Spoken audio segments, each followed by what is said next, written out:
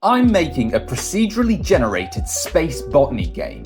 If you watched my last video, you'll know that I've encountered some frustrating difficulties. No matter how hard I tried, I couldn't get an essential function to trigger correctly. After I went away for a bit, I got it working, or so I thought.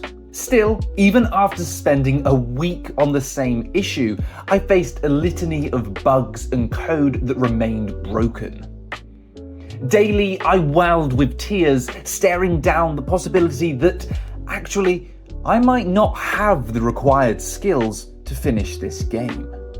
After all, I'm not a programmer. I am, however, a problem solver. So the way I saw it, I had two options.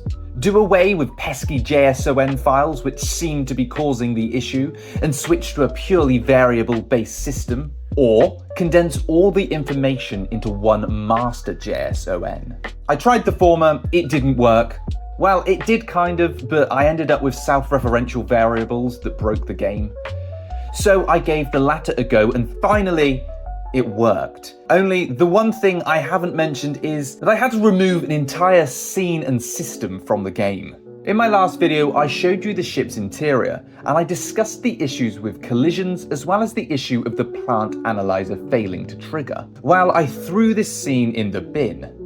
No more will players be able to access the ship's interior. Instead, features like converting plants into fuel or food will be handled directly in the HUD. In other words, my updates to the game made the ship interior surplus to requirement. Besides, the gameplay feels more fluid this way, and I now don't have to worry about awkward tile sets and endlessly incorrect collision detection. So, with a somewhat creative workaround, I was able to get the game working, albeit by changing the nature of the game, moving slightly away from space botany to space resource management and survival game. Honestly, I'm loving it this way. I've been worried from the start that this would end up being a Stardew Valley in space, but these changes mean that I'm firmly headed in a different direction.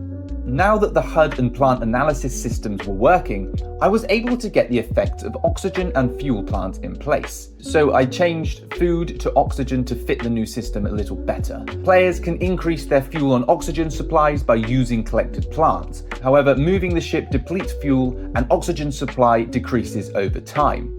This means players need to manage their levels whilst collecting new plants for analysis. So at this point, the fundamentals of the game were in place. Still, there's no real game loop or challenge, but I grew tired of staring at placeholder graphics, so I decided it was time to add some proper visuals. Honestly, I didn't have a clear picture of how I wanted this game to look, besides the use of an 8-bit style.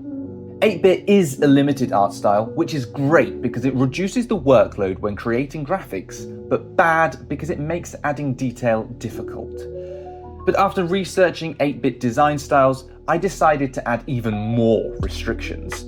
I eventually settled on a green-scale 4-tone color palette reminiscent of the Game Boy original. I updated the ship sprite and added directional image switching, as well as a particle-based thruster effect. I updated the planets and made them rotate as they move. I updated the player sprite, also adding multi-directional image switching, as well as walking and idle animations. Whilst I still need to finish off the HUD and plant graphics, I've got to say, Starship Sprout is looking wild. Let's take a moment to appreciate these satisfying visuals and animations. I don't mean to toot my own horn, but after a week of pulling my hair out on a game-changing bug, I'm unbelievably pleased to be at this point. I've achieved a whole lot over the last nearly 2 weeks, and I'm sure I'm missing some updates. I even managed to get around to updating the itch.io page.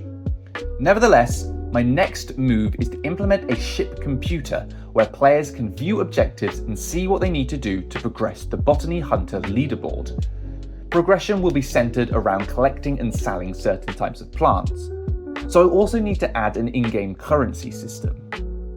This is when the real game will start to come together, and it's likely these features will be implemented across the next few videos, as there's a lot of additional moving cogs I need to add that I haven't yet mentioned. Progression rewards, for example, and space stations where players can buy ship upgrades.